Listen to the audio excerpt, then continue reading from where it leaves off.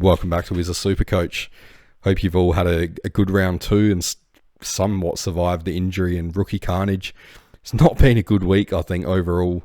A lot of hamstring injuries and stuff in the AFL, maybe from the new rules. I don't know, but that's what's being suggested.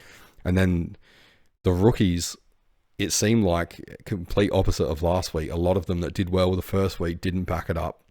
So yeah, rookie roulette in round two, it's not unheard of, but yeah, bloody hell, it seemed like bad timing with the way the injuries were and missing players with the bye. So just, yeah, absolute carnage everywhere you look. Judging by the leagues I was in, I reckon par was probably maybe around 1800, 1850, something like that.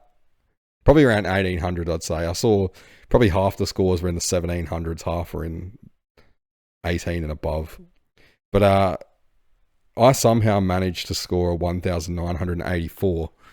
So that takes me to a season rank of 131, which is completely uncharted waters. I've never ever been this high at any point in the season. I don't really know what to do. I've heard a lot of people say before that when they get to a high rank, there's the urge to play aggressively. And I don't think I want to. I think I'm going to resist that urge. Obviously, there's the pressure to try and keep the rank, but what's gotten me the decent start is trusting my gut and trying to hold off on knee-jerk reactions. So, yeah, I'm trying to keep telling myself it's a marathon, not a sprint. I don't know if anyone's got any advice that have been in this position. I'm sure there's a lot of yous out there, but I need to know what you would do next. I guess the fact that Rosie and Petrarca are injured and need to be traded out kind of stops me from making unneeded trades. I want to get Murdoch in, which you'll see the team in a minute, but probably Sharp looks like he's injured, so he'll probably have to go. Not scoring well anyway, but yeah, if he's injured, then he's definitely the one to go. If not, and he somehow gets up for this week, which is unlikely, but then it could be Carroll if he gets dropped. The other one I was keen on was Bo Allen. Probably Lindsay out for Bo Allen. I've got the cash to do it in one hit, but I don't think I can now with the Petrarca and Rosie injuries taking up 2 spots. Murdoch has to be the one to come in because of his break-even's going to be ridiculous. And yeah, it'd probably be stupid to hold Rosie or Petrarca for a week. Like, I know my rank would plummet without one of those, having a primo in the team for one of them. So anyway, let's have a look at the team because I'm kind of thinking out loud here with trade options and stuff already. As I said, it's uncharted waters. My head's all over the shop. So yeah, I only use the one trade. I've got about 60k in the bank. So I can do a few things. But yeah, as for this week, this is how the team looked. McAndrew obviously down here in the flex. And heading into today's games, I thought I wasn't doing too well. My projected was about 1,850 or something. And I don't know, it just felt like all my rookies were failing. And then getting to the Essendon game, Parrish was shit. Sharp got a 14. And I thought, nah, I'm done. Like, that nice rank last week, I'm about to go back to where I normally am. But I don't know what happened. It seems like everyone obviously had the same problem. So, and obviously Cherry helped big time. But yeah, I'll start from defence. So Sinclair at 118 is about what you'd expect. I felt like he had a few flat spots in the game, probably left a few points on the table, but I'm pretty confident he's going to be D1. So I'm glad I started him. I'm glad as well that we did have round 0 and that Nas got tagged.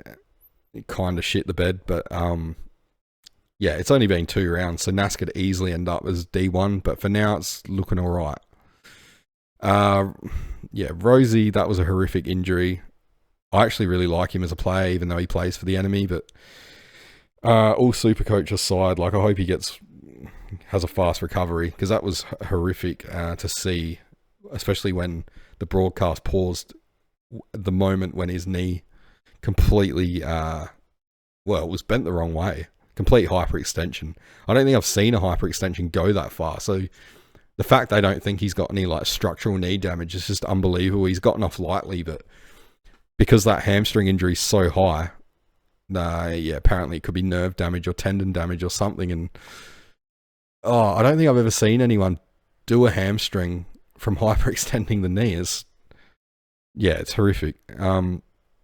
So yeah, he can go. The thing is, he's 568k. So with the money I've got in the bank, I can pretty much get anyone I want in for him. That's nice. Just it's annoying how it's forced, especially as well because he had no buy. So I don't know. I haven't really thought about who to trade in for him yet. I was keen on Worrell, but even though his scan come back clear for his calf, I don't like the fact that there's obviously something going on with his calf. So yeah, I don't know. I'll have to do a trade video and stuff through the week.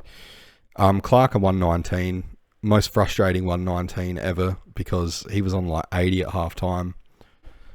I think he only scored like 40 points in the second half. So he did his usual. He loves to do a good Houdini in the last quarter and just disappear. He didn't exactly disappear this time, but I don't know. It feels like he just puts a Q in the rack or something. Always scores really well in the first quarter. But that's fine. I owned him last year. You know what you're going to get with him. So, yeah, as long as it averages out, and it will probably get his classic like 105, 107 kind of average. Jakes is doing everything we want. Another 70. I think he's gone like 70 and above all 3 games now, hasn't he? Can't see. It annoys me they don't show the round 0 score on the graph here.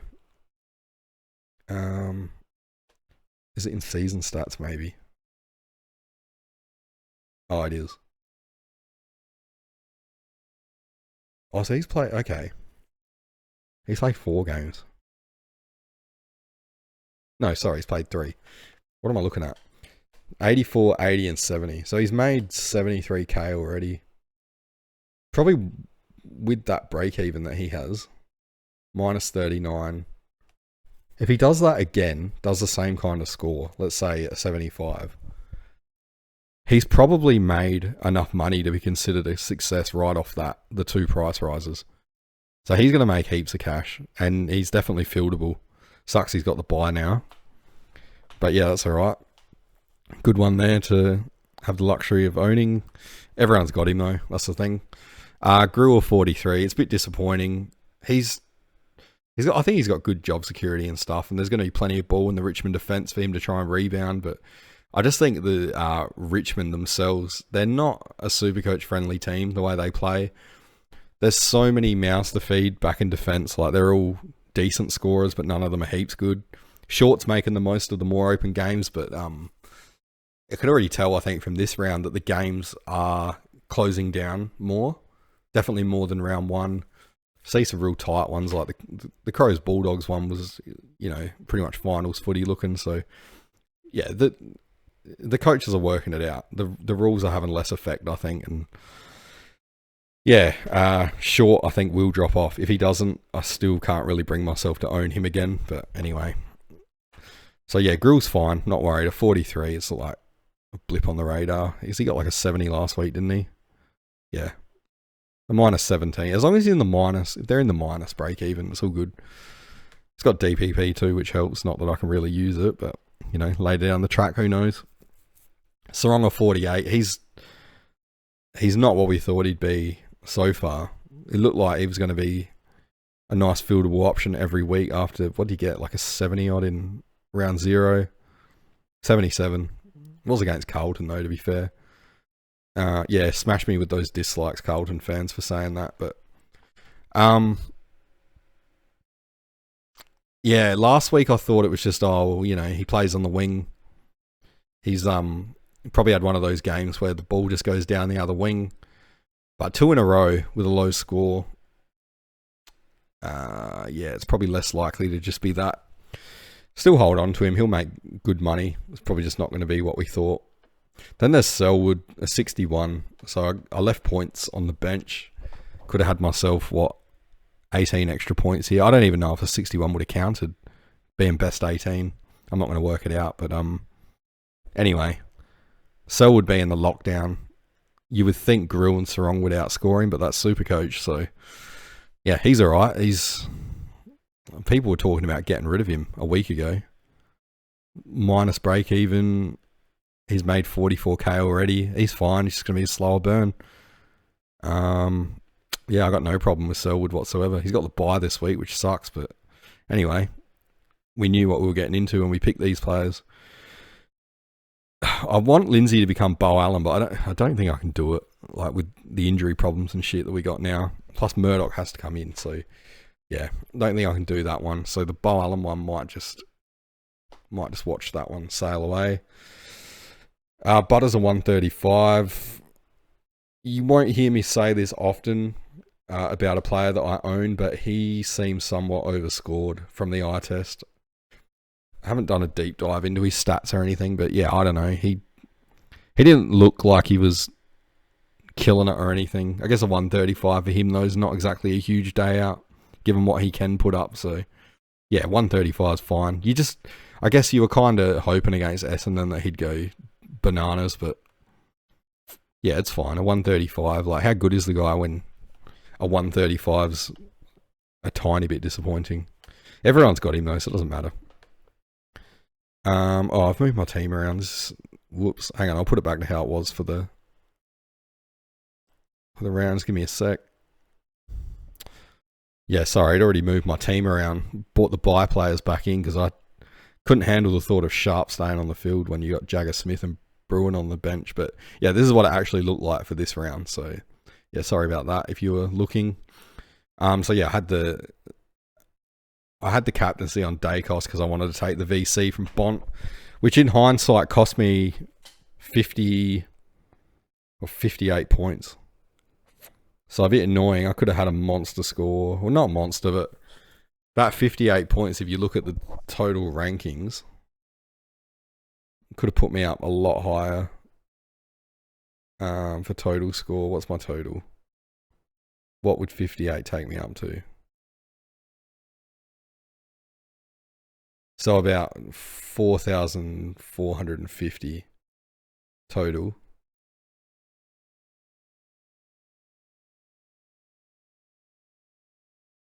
Yeah, that's annoying. I could have been up probably inside the top 100 or something by the look of this. Anyway, that's fine. Like, can't get greedy. I'll go back to the team. Sorry about that. I was curious. So that makes it hurt a bit more. But yeah, Bont 141. I never thought there would be a time where you'd accept a VC of 141 and be disappointed about it. As I said, 58 points is a lot to leave on the table. That's fine. There's 4 in every 5 teams don't even have Cherry, so you got to be happy, I guess. Yeah, the Bont is just Bont. Like, what can I say? You pick him for a reason. The guy is just insane. A lot of talk about it being Richard's midfield and stuff now. It's not. It's still the Bont's team. It's Bont's league. Like, seriously. The Bont's still the best player in the league. I hope he gets Brownlow this year. Okay, so Merritt 107. Now, this is going to sound weird, but I didn't bring Merritt into the team. Well, yeah, the thinking behind getting him in I wasn't looking for a player to score me 130s or something, because I've already got Bont, Butters, Dacos, Gawn, Cherry, Sheasel, Petrarca, Sinclair, like all these captain options. So all I wanted was someone that I thought was like a little bit underpriced, no buy, and someone that could score me like, some consistent scores really. Merritt fit the bill, and he did it. He got a 107, so I'm happy with that. He may have left a few points out there, like he's a little bit patchy, but it is hard when he's playing in a team like Essendon. Essendon fans, like, you can come at me, but I'm sure that you're probably pretty annoyed with their performance. Disappointing to watch. Merritt, he was the guy that wanted out of there and stuff, and today he looked like he was the one putting in the most effort. So it's not a good sign. He's class. He's a great player. I'd love to have him at the Crom. That's never going to happen, obviously, but yeah, happy with him. We know that he can go big. So, only a couple of years ago, he was an uber primo.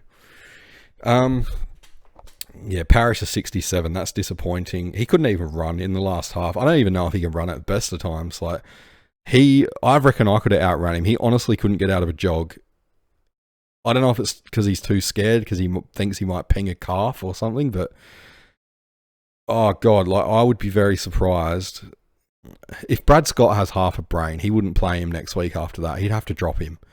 Essendon clearly are in some kind of rebuild. I think he's even said as much. So, a guy like Parrish at his age, if he's not performing and he can't even run, surely you just chuck a young bloke in the middle there. I don't know. Essendon fans, let me know what you think. I definitely feel for you guys. The Crom were there only a couple of years ago, same kind of thing. I mean, our midfield's still pretty shit, but yeah, it's hard to watch. Parrish used to be a really good player, but physically he just looks cooked. So I don't know. That the player that we saw in the pre-season, he's already gone. Well, where's he gone? So yeah, that's a worry. And if it wasn't for the injury stuff, I'd just about be punting Parrish based off that alone, that one game. He started out okay, but yeah, 67. He couldn't hit a target. It kind of goes with playing that heavy inside game, but yeah, that what I saw where he couldn't even run. I don't think I've ever seen much like that in the AFL. It kind of reminded me, I don't know, people probably won't remember this, but Curtly Hampton in his last game for the Crom, he actually could not run. It was quite obviously his last game. Anyway, moving on. Carroll of 44, like whatever. If he holds his spot, he holds his spot in the team. Probably wasn't their worst player. I don't know. He can stay there till he gets dropped. There's bigger problems. I think it's out of him or Sharp this week. Which one becomes Murdoch? Yeah. Sharp, I think that injury's pretty bad. I haven't heard anything tonight about it, but it didn't look good. Didn't look like he put any weight through his leg. So, yeah, and I mean, he scored a 14 as well, which doesn't help. Bit weird, like, usually you get a guy that's so highly rated as a rookie, and I'm not having a shot at him at all. I think he's going to be really good. But I mean, I don't think I've seen anything yet that suggests why teams were so into him. I haven't checked out his under 18 stuff and all that, but usually when they're a really high draft pick, and I mean, you had the Crows offered 2 first rounders, I think, for him, and Essendon said no for that draft pick. So they were hot on him for sure. Usually you see pretty early on why teams are hot on them. Like they come in and they show glimpses, and no offense to Sharp, but so far I haven't really seen anything out of him like that suggests why. And that's fine. There's some late bloomers and stuff, and I mean, look at Murdoch. He's like 25 or something. So, yeah. Sharp, just a little bit disappointing. It probably doesn't help with playing in that team and having Brad Scott as the coach there. That's, your first game. He barely puts you on the field. But yeah, he's a break even of 15. Like, can you even be confident that he'd hit that in the next game? It's unfortunate. But yeah, if he's out, he's gone. He has to become Murdoch. So Carroll might get saved by default. Blemeyer's 79, really good. He's doing better than expected. These 99k rookies have been so good.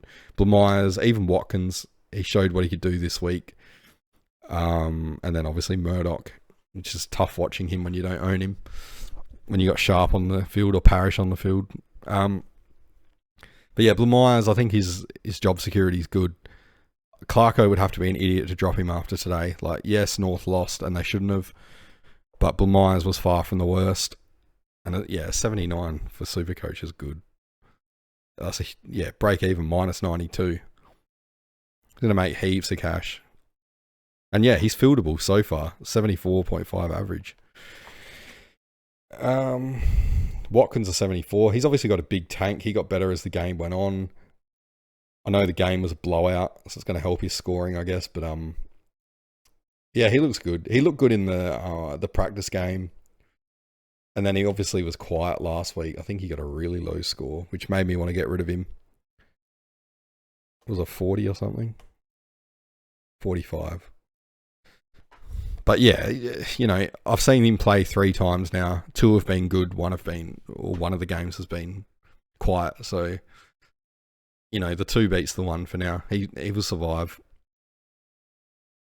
Now the Rucks, and these 2 are probably, well, not probably, I'm pretty damn sure this is why my rank is where it is currently. And make no mistake, I expect it to drop right down, as is my luck and decision making. But for now, these two are to thank for it. When so many people playing Supercoach were convinced that the Rucks were going to fall off a cliff this year, I've stuck fat. I think in the end, what it came down to for me, and I don't know if I've said this yet, was everyone was basing it on, the new rules, less stoppages. Okay, fair enough. But when you put the less stoppages into an actual percentage, what it was based on from the seconds leagues and stuff, the percentage was quite small.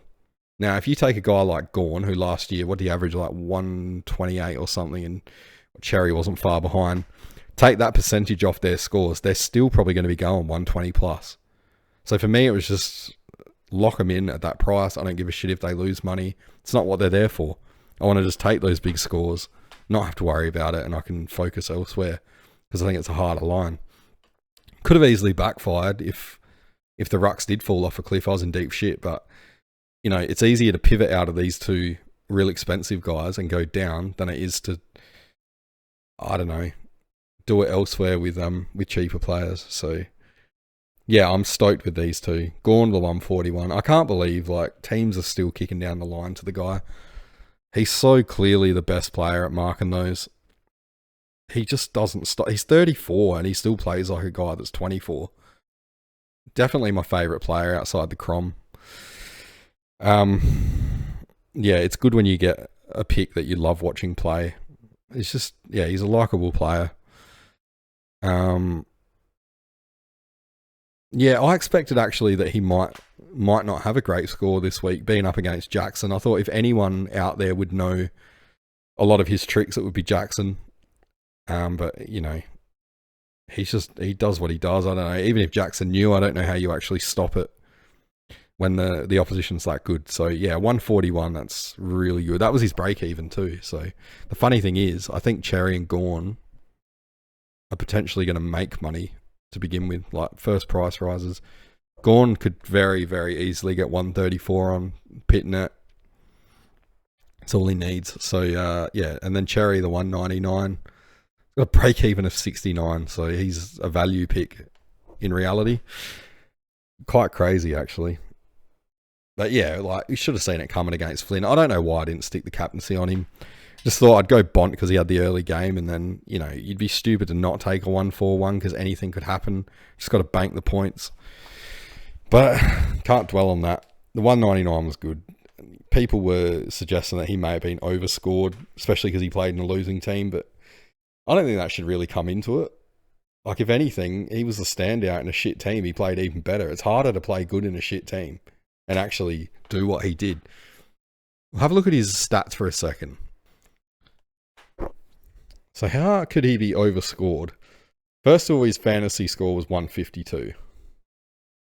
So often the Supercoach score is higher. He's had 23 contested possessions, that's more. He's had more contested possessions than most of the players on the field had total possessions. So there's that. 7 clearances. Yeah, he burnt it a little bit, 60% efficiency, but 17 hitouts to advantage. What do you get for a hitout to advantage? Is it 3 points or something each time? It all adds up real quick. 9 tackles. The fact that the fantasy score is so high, because a 152 is pretty rare in fantasy. That to me says that no, he's not overscored at all. I was a bit annoyed that they stole a point off him and scaled him down to I swear he dropped down to a 198 there, and then he went back up. But yeah, whatever. When they're that high, who cares about a couple of points? So yeah, very happy with the Ruck line and Cherry. Get rid of that. Okay, so the forward line was... Last week it was so good, and it was such a mixed bag this week. So Sheezel obviously was really good. What worries me a little bit about him is he needs so much ball. I think he had 40 touches or something, and he got a 124. It's a bit of a worry. Inevitably he's going to hit some games where he's not going to get 40 touches or even 30. Is he going to still score well? I guess it doesn't really matter because everyone has him, but yeah. Still great. I think he should be spoken about as much as Dacos. That might be unpopular, but compare their stats, they're pretty bloody similar. Petrarca, so this sucks. He looked like he was on the way to contending for the Brownlow for a start. He would have been leading it after the first couple of rounds. At least he's gone out with an 86. So he still had that price rise. How much has he made? So he made 48k for us on the way out. Have to get him back at some point. So yeah, I don't know who for yet. I think you could go Jackson. It's just, hard for me having McAndrew as a flex. I'd have to put him in R3 to get Jackson. I don't know, wait and see. But yeah, Petrarca was on the way to another big score. So he's another one like Sheasel. Everyone has him. It doesn't hurt that much, I guess. But now it's going to get interesting, I think, because most of the forward lines were similar. But you take Petrarca out, it's going to splinter the percentages a bit, like other players. There's going to be more options, I think. So now it could get a bit more interesting up forward. He was in 80% of teams. That is insane. That's like what a rookie gets, like a top rookie like Jagger Smith or something. Wow. You don't see that often. And then Flanders an 81. I'm not too worried about this. Yes, he's starting games slow. Yes, Kane Corn said he's a bit of an accumulator. And that may be true, but look at what we paid for him. Like, you got to be realistic. If people are expecting him to go 120 average again like he did 2 years ago, it was never going to happen. It's probably still going to be a keeper. What's he made? He's only made 15k. He's got a good break even though, 52. He'll be fine. He could be like a McRae from last year. Similar kind of scoring and money making. Pretty confident he'll be top 6 though. If he's not, we can get rid of him. He's going to make money. He's not going to drop money. The good thing is as well, I think even though St Kilda's midfield at the moment is a bit of a revolving door, Flanders is one of the only constants if you look at the CBAs, so I think he's pretty safe in there. Don't think they would take him out and have to face the media and somewhat admit that it had been a bit of a failure, which it hasn't. But that's what it would appear like if they take him out now. So yeah, he's fine. Hopefully he gets some half back time because that's where he scores really well. Lombard 20, that pissed me off. Just he's hard to watch. It's his attitude. Like, I think he's got a bit of main character syndrome. He's a front runner for sure. Like, you see the ball come in, it's in the pack. He could go for it, but he doesn't. He starts just trying to run towards goal, wants the easy handball over the top, and then they get beaten to the ball or whatever. It looked like as well his teammates were starting to just ignore him. I could be wrong. That's what it appears like. The thing I noticed though is that if you watched him when he played well, he was getting up the ground and he was coming back and he would get to the feet of like Ben King and the main targets. He's not doing that at the moment. He's more trying to just make his own leads and demand the ball. I don't know if he's instructed to do that or what, but you know, if they're going to be kicking it into the forward line, you got Ben King who's in absolutely ripping form, probably going to win the Coleman. They're not going to kick it to Lombard. So unless he's being instructed to do that and open up space for King, which is entirely possible, and I'm reading it wrong, yeah, it's just going to hurt his Supercoach score. His form in general. If he's a small forward, and he is playing closer to goal than he was in pre-season, he needs to get to the feet of the big boys rather than try and be the main target, because it's not going to happen. He's not the main target. So yeah, hard watch, bad attitude, all that stuff. I'm sure he'll come good, high-rated rookie, but yeah, that 20, that hurts. And he did it to me 2 weeks in a row. I fielded him the week before over Dev Rob. And then, yeah, this week he gives me a 20. But that's on me for fielding him, which is just stupid. Philippou could have given me an extra 22 points, but then I don't think that even would have counted with the best 18, so it doesn't really matter, luckily. Best 18 is such a good bailout. It's going to really open up, though. I think when the best 18 goes out the window, you'll see the actual good teams start to rise up. I think even my team at the moment has been bailed out. You can see here there's some absolutely shit scores. The best 18s, yeah, really doing some heavy lifting for me. Marshall 73. Okay, so 73 really good in terms of cash making and stuff. Fieldable option, great. It could be so much more.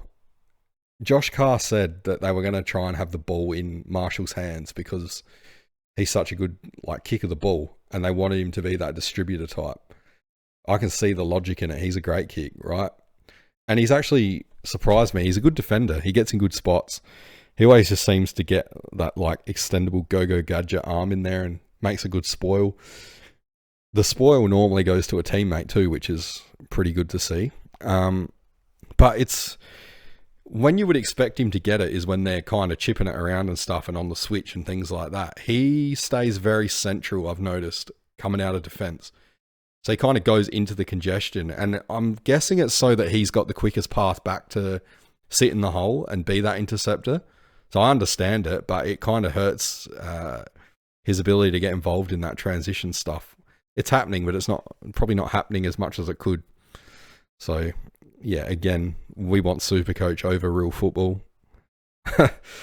So he's just doing his job, and he'll probably find that balance the more he plays back there. He's only been back there for 2 actual games now. 2 and 1 practice game, something like that. So yeah, he's doing well. I'm just being overly critical, but that's what I noticed. Yeah, Robertson 95 after a 105. He could be a keeper, seriously. He's got unlimited opportunity in that West Coast midfield. Is he? Let's have a look. How many CVAs did he get? He looks great in there. His tackles. I only got 4 tackles. A lot of attempts though. 26 touches. Okay, so 43% CVAs. I thought he had more than that. That's fine. If he can score like that off 43%. Yeah, that's good. Tim Kelly. Looks like Tim Kelly's impacted him. And don't be put off by this, because I think because this game was winnable and West Coast obviously had to try and win it, this was one of their best opportunities for the year, and well done to them. I don't think Kelly and Yo are going to be in the midfield that much when it's a regular game where West Coast probably aren't really going to be in it. I think you see Robertson in there a lot more, and a few of the other younger guys. But yeah, this just shows how unbelievable Brisbane are, that Robertson, who looks really good, 1, he couldn't barely get a game with them, and 2, when he did, he couldn't get into his proper position, which is in the midfield. And it's probably stating the obvious. We know what Brisbane's midfield is like, but yeah, it's good. Hats off to Robertson. He actually could be a keeper, as I said. He's just got to keep this up. At the very least, he's going to make a ton of cash. What's his break even? Oh my God, minus 131. So, and he's got Port coming up. Wow. Yeah, that's good. He is a must-have. If you don't have him, you have to get him in. I would even say go Petrarca if you got Petrarca. Just piss him off and get Robertson in for Petrarca and wait a week on the Primo. Just with the way Robertson's doing it, and he's got Port. Port look like they're pretty easy to score on. So, yeah, make it happen. That's what I'd be doing. Yeah, Philippou, that 42. I was surprised he even played. He's pretty... Don't get me wrong, he's not soft. He's just fragile. His body seems fragile. He seems nice and hard at it and all that stuff, hard at the ball. But yeah, he does get injured a lot. So that corked quad, I thought they'd give him a week off. I've seen some people talk about getting rid of him. I wouldn't be. They're paying him $1 million a year. He's got that much potential, or at least they think he does. They're not going to drop him when they're paying him that much money. I can't see it happening. So sooner or later, he's going to start pumping out some decent scores. And I know people are kind of banking on him being a reliable on-field scorer. Maybe he's not. Maybe he's just going to be a money maker. But he will make enough money that he'll be, or provided he doesn't get injured, but he will make enough that he'll be considered a successful pick. It depends what you rate. I still look for 150k in a player when I trade him out. But these days, if you can get 120, even 100, I've seen people like that. So that's fine. It's all down to the individual. Toby Murray didn't play. See if he comes back this week. I think he's actually hugely important to the Crom structure. Keep Stillthorpe forward, which we really need. So even though he doesn't really, he's shown in the first game, he didn't score much. It's actually really important. And then McAndrew, 79 in the flex. Good for a flex, and he's scoring well for a rookie, 83 average. It would really be hurting if he's an R2 though, if you've got him there. And I 100%, like, I was tempted at times to do it myself. I can see the logic in it, but the reality is right now when you got Gawn and Cherry going off, you got Jackson, Grundy, the English, the rucks aren't dead, and you're missing out on quite a few points there. Things could change. They probably will, but I don't know. Maybe McAndrew ends up as R3. He's so important though to the Crom. The midfield look different with him there. They're not going to drop him unless he gets injured. So yeah, Rob's done. So that's it. That's how I got that score. As I said, I thought I was headed for a pretty bad score, but I didn't really realise until late that everyone was kind of in the same boat. So yeah, I could have a quick look at the trades now, I guess. Let's see. I won't even do that. I don't know what I'm doing, so I'll make a video about that later on. I'll try and get these back on the field though, so I feel better about that projected. Bont off for Watkins. Murdoch will come in for one of these two, so I can loop. Who's got the early game? Wouldn't bother looping Bruin, I think. Should score well against Crom. Carroll. Nah, I don't want him on the field. Who's first up? Oh, Blamires looks like he first up out of this lot. So yeah, I'll probably loop Blamires. And then I don't trust Carroll, probably won't need to. Anyway, disregard. I'm messing around now. We all do it. So yeah, I'll make that trade video once I have a bit of a think about what I'm actually going to do. Rosie and Petrarca will be gone though.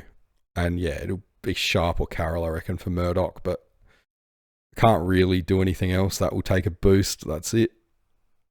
Bo Allen, I'm going to have to just let it go. I wanted to get him for Lindsay, but can't do it. I guess the good thing is, while the rookie roulette is going on, if I have him, I can't do it this week because obviously the buys and stuff. But yeah, Lindsay gives me a bit of a loophole in defence when these, you got Selwood, Sarong, Grill are all kind of inconsistent. Might help out. I don't know. That's definitely a problem for down the track. So yeah, let me know how you're going with your team, and I'm curious to think I'm curious to know what you guys think I should do in this position. So the rank is decent, and as I said, it's uncharted territory. The approach from here, I'm going conservative, but yeah, I would appreciate advice on that, because I'm sure most of you have probably been up around this rank at some point. So I don't know. I'm hoping some of the big dogs might give me some advice. But yeah, I'm pretty sure I'm going to trust my gut anyway and just try and ride it out. It's a marathon. Worked for me this week, only using the one trade. So, yeah, I reckon that's about it. I'll leave it there. It's pretty late. I'm tired. It's been a draining day watching the footy. Talk about first world problems. Yeah. Yep. Let me know in the comments what you think, and I'll make that trade video.